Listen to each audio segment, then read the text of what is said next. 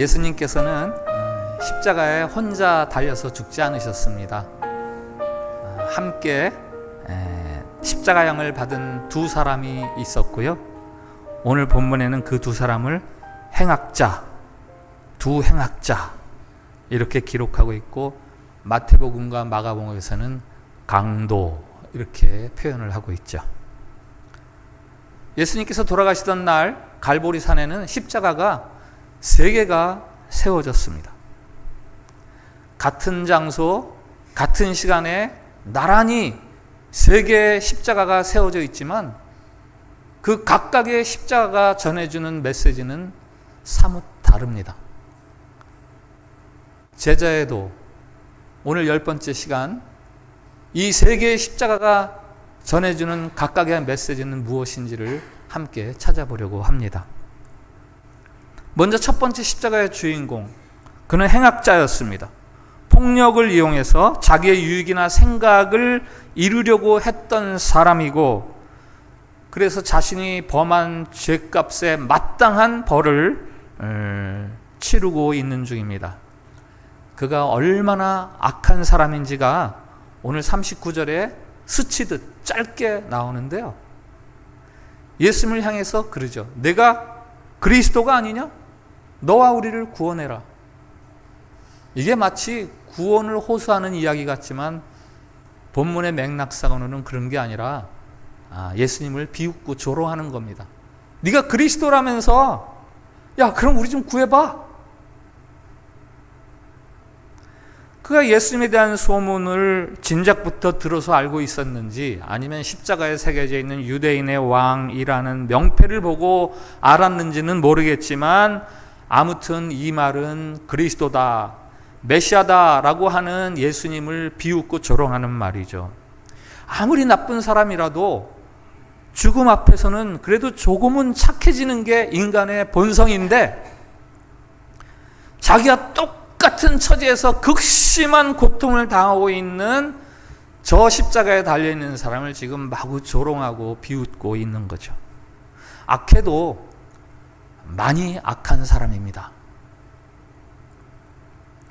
두 번째 십자가의 사람이 있어요. 그도 이 처음 사람과 마찬가지로 행악자입니다. 강도입니다.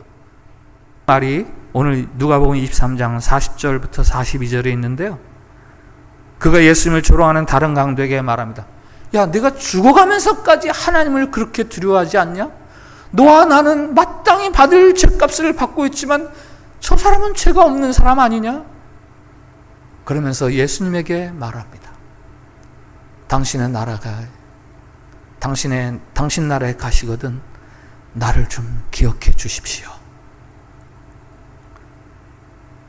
그를 향한 예수님의 말씀이 43절에 있죠. 예수께서 이르시되 내가 진실로 내게 이르노니 오늘 내가 나와 함께 낙원에 있으리라. 그가 예수님과 함께 낙원에 있으리라는 선언입니다.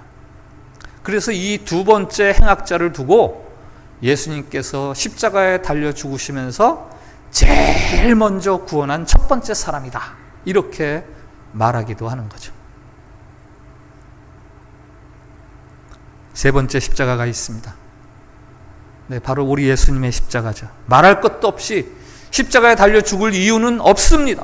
빌라도가 그의 죄를 찾으려고 찾다가 찾지 못했다고 2번이나 명백하게 적혀 있습니다. 그러나 유대인들이 소동을 일으키는 것이 두려워서 십자가에 처형하도록 내어놓았습니다.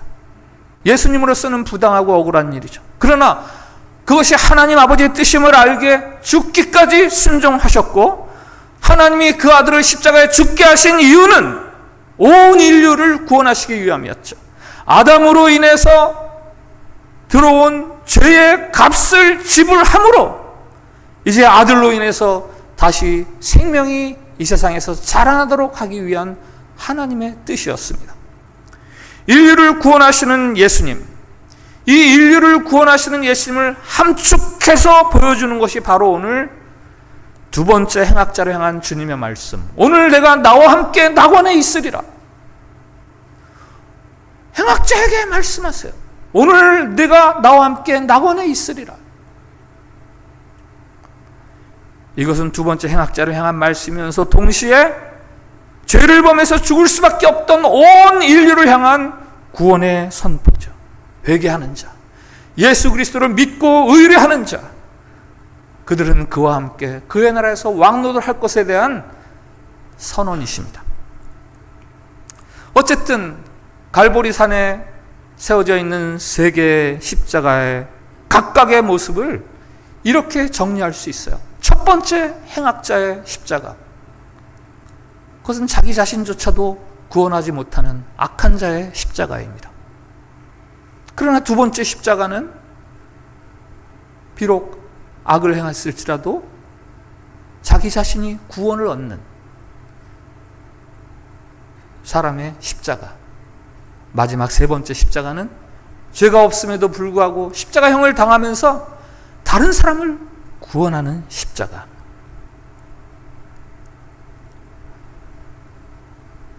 우리가 예수님의 십자가를 생각할 때 빠지기 쉬운 착각이 몇 가지 있는데요. 그 중에 하나가 예수님을 불쌍하게 생각하는 거예요. 극한 고문을 당하시고 살이 찢어지고 목이 타들어갑니다. 그 아픔을 상상하면서 예수님 너무 불쌍하셔. 동정합니다. 마치 친아버지나 친형제가 그런 고통을 당하는 것처럼 막 가슴 아파하면서 불쌍히 여깁니다. 그러나 예수님의 십자가 사건은 우리가 예수님을 동정해야 하는 그런 자리가 아닙니다.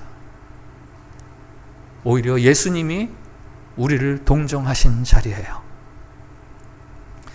그렇게 비참하게 죽어가야 할 범죄한 우리들을 불쌍히 여기셔서 우리를 구원하시기 위한 자리, 그게 바로 십자가의 자리죠. 그러므로 우리는 십자가를 생각하면서 예수님을 동정할 것이 아니라 우리를 불쌍히 여기고 우리를 동정하시는 예수님을 생각해야 합니다. 혹 십자가를 바라보면서 눈물이 난다면 예수님의 순환과 죽음이 불쌍해서 흘리는 눈물이 아니라 저토록 희생하심으로 나를 구원해 주셨구나 라는 감사와 고마움의 눈물이어야죠. 십자가를 대하는 두 번째 착각이 있다면 이런 거죠. 이게 오늘 설교의 핵심 메시지입니다. 내가 예수님의 그 놀라운 은혜로 구원을 얻었으니 할렐루야 하고 있는 거예요. 더 정확하게 말하면 할렐루야만 하고 있는 거예요. 십자가에 달린 두 번째 행악자의 자리, 그저 자기 하나 겨우 구원하는, 물론 첫 번째 사람에 비하면 복되고 과분한 은혜의 자리라고 할 수 있습니다. 믿음으로 예수님을 주라 고백하고 나의 죄인됨을 고백하고 그래서 내가 구원을 얻고 낙원을 허락받고, 그러나 갈보리 산에 세 개의 십자가가 세워진 이유는 우리가 이 두 번째에 머물러 있으라고 그렇게 십자가가 세 개가 세워진 게 아닙니다. 세 번째 십자가로 나아가야죠. 세 번째 십자가가 뭡니까? 다른 사람을 살리기 위해서 나를 희생하는 십자가. 바로 예수님의 십자가. 십자가 사건, 예수님의 십자가 사건은 결단코 나 혼자 구원받으라고 그렇게 비싼 대가를 지불하신 게 아닙니다.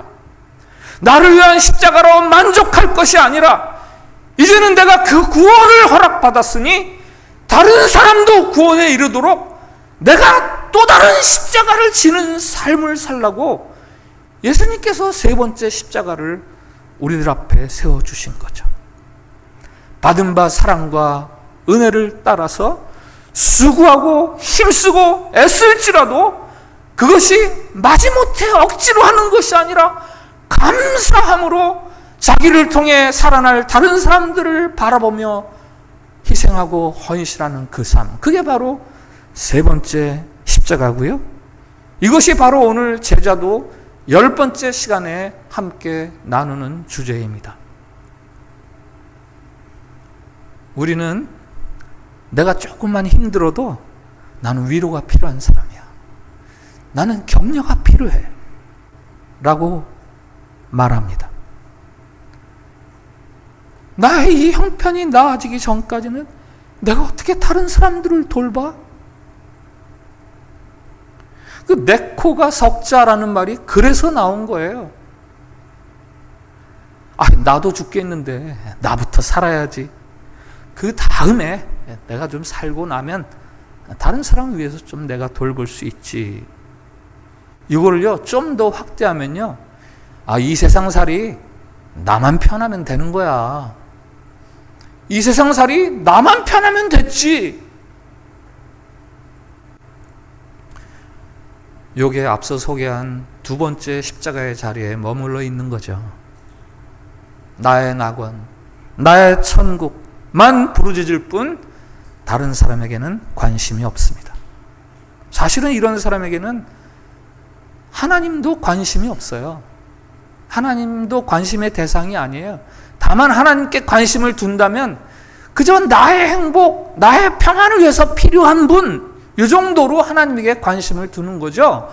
하나님이 정말 나에게 어떤 뜻을 갖고 계신가? 그런 것에 대해서는 관심이 없는 사람이죠. 이 시대의 신자들의 병이 있다면 이기적인 신앙생활입니다. 자기 만족에만 취해 있을 뿐 그 삶에 십자가도 없고 자기 죽음도 없습니다. 그래서 복음의 능력도 없습니다. 예수님은 자기조차 구원에 이르지 못하는 첫 번째 강도를 보고도 안타까워 하시겠지만, 오늘 이 시대에 자기 구원 하나에 만족하면서 이기적이고 편협한 신앙의 영역 안에 안주하려고 하는 그 두 번째 십자가의 사람들을 보고도 안타까워하실 수 있어요. 아니, 어쩌면 예수님을 전혀 모르는 사람들보다 예수님을 안다 하면서도 자기밖에 모르게 살아가는 사람들을 더 답답해 하실지도 모르겠습니다.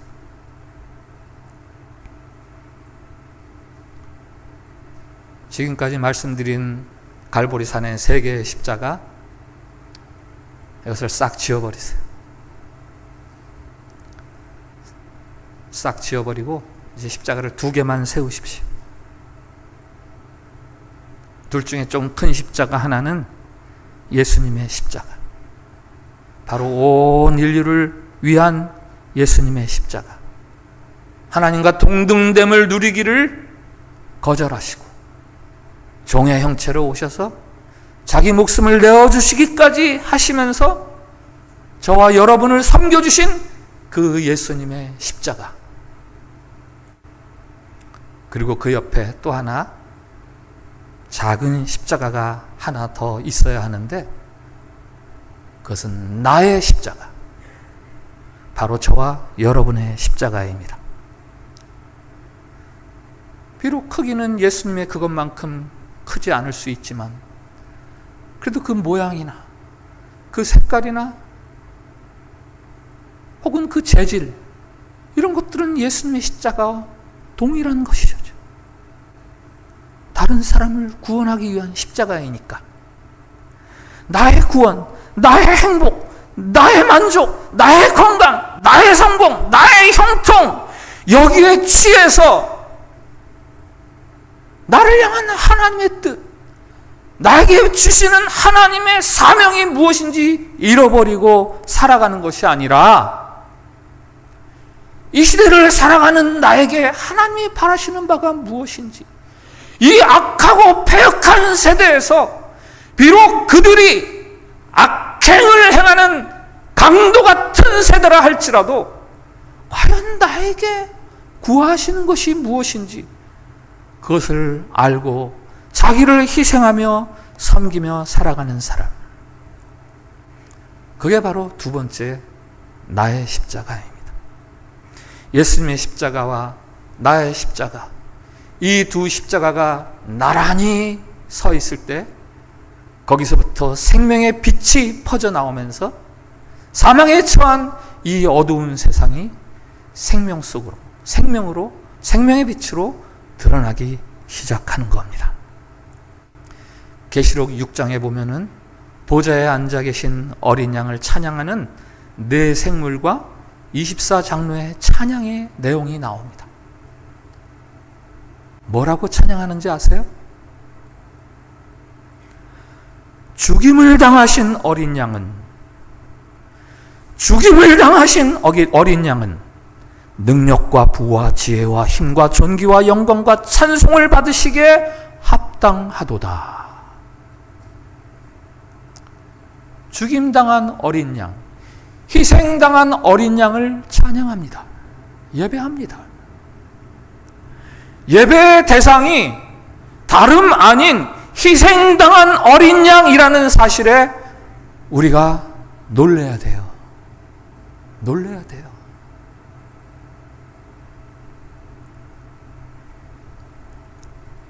기독교는 희생을 예배합니다.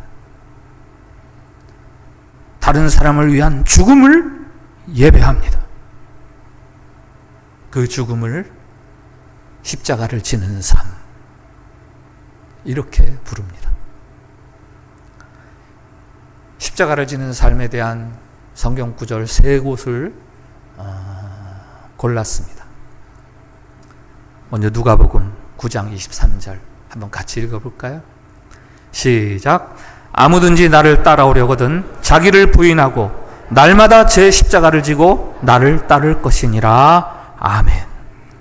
사도 바울의 서신에서 골랐습니다. 고린도 후서 5장 15절 시작.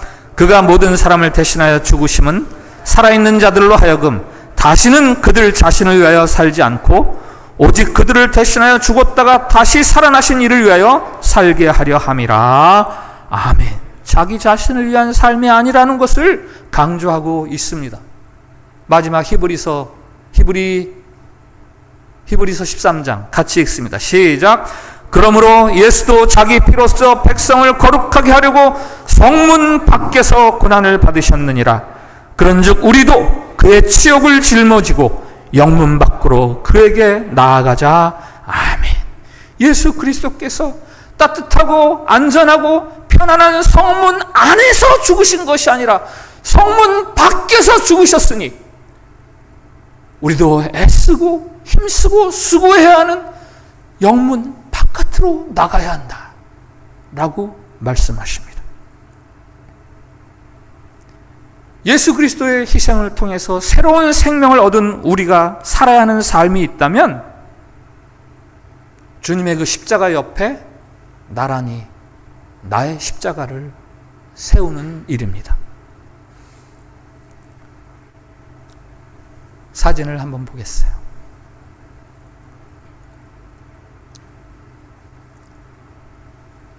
십자가 2개가 겹쳐 있고 가운데 사람이 매달려 있고 그 사람에게 새가 노래를 부르고 생명의 싹이 자라나고 있고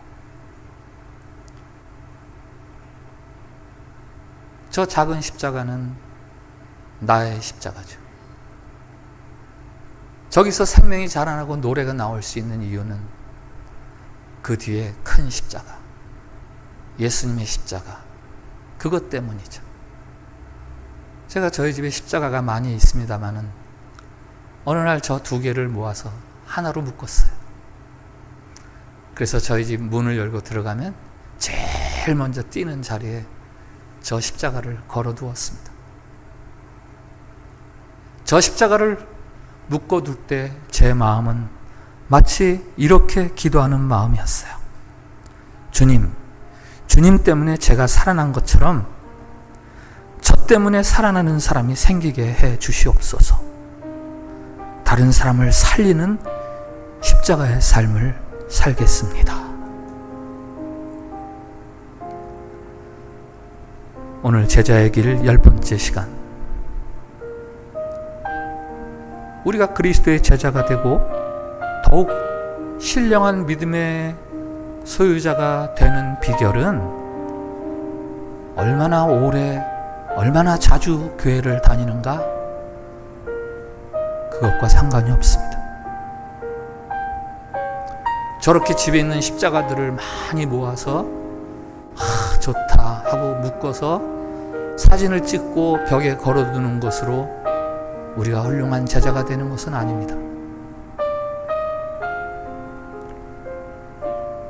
다른 사람을 살리기 위해서 내가 나를 얼마나 희생했는가, 거기에 저와 여러분이 참된 제자가 되는 길이 열려 있는 거죠. 사도 바울이 갈라디아서에서 그런 고백을 합니다. 같이 읽어보겠어요. 6장 14절 같이 읽습니다. 시작.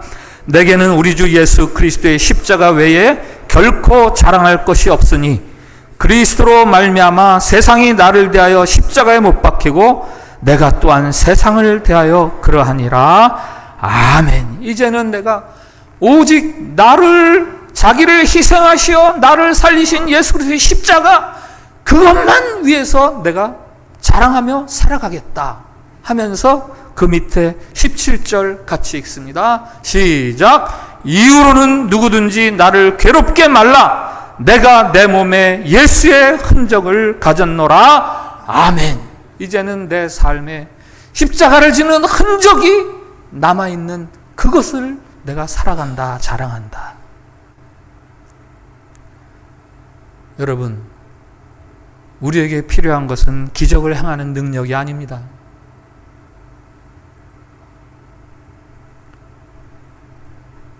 이 시대가 교회 앞에 무릎을 꿇게 하는 것은 교회의 막강한 세력이나 화로운 부가 아니에요. 세상을 위해서 자기 자신을 희생하는 교회, 다른 사람을 위해서 자기가 손해보는 신자,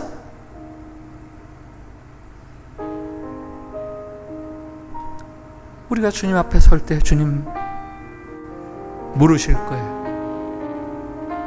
이런 질문이 아니에요. 네가 얼마나 오래 교회를 다녔냐? 네가 내 이름으로 얼마나 많은 기적을 베풀었냐? 이런 질문은 아마 아닐 겁니다. 그러나 이 질문은 하실 거예요. 네가 다른 사람을 위해서 진 십자가의 흔적이 무엇이냐? 다른 사람을 살리려고 손해본 적 있냐?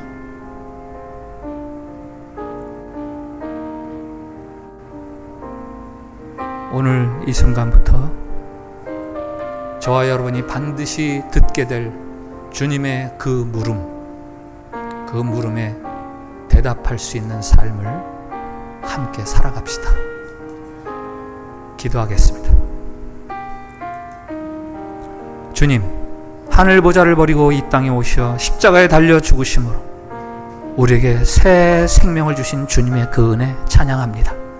자기 자신을 희생하심으로 행악자에게 새로운 생명을 얻게 해주시는 말로 다할 수 없는 그 은혜와 사랑,